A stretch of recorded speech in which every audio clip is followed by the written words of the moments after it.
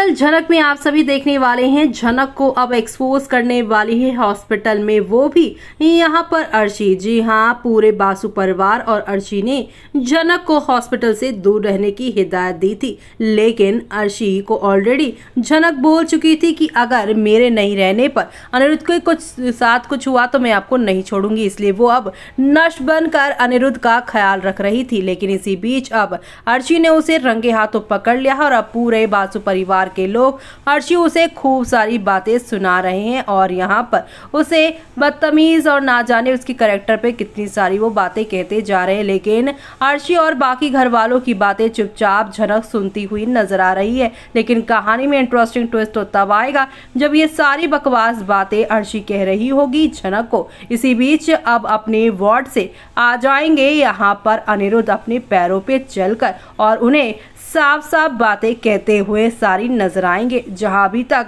झनक अर्शी की बातों से काफी ह्यूमिलेट होती नजर आएगी, लेकिन तभी अर्शी और यहां पर झनक अनिरुद्ध को हॉस्पिटल के इस वार्ड से बाहर आके देखकर हैरान होंगे और वो सीधे सीधे अब अर्शी से कहेंगे कि अगर तुम्हें यहाँ पर रहने में तकलीफ हो रही है तो यहाँ से चली जाओ ना। वैसे भी तुम मुझे उस दिन छोड़कर ही चली गई थी। मेरी बातें तुम्हें यहाँ पर मजाक लग रही थी। उस दिन तो तुमने कहा था कि मैं झनक यहाँ पर दूरी की वजह से ये सब कर रहा हूँ, लेकिन अब तुमसे कहता हूँ हाँ सच में मैं उसकी वजह से ही बीमार पड़ा था और तुम्हारे यहाँ पर होने नहीं होने का कोई फर्क नहीं पड़ता। इसलिए तुम यहाँ से चली जाओ। अब आगे क्या होगा देखना होगा बेहद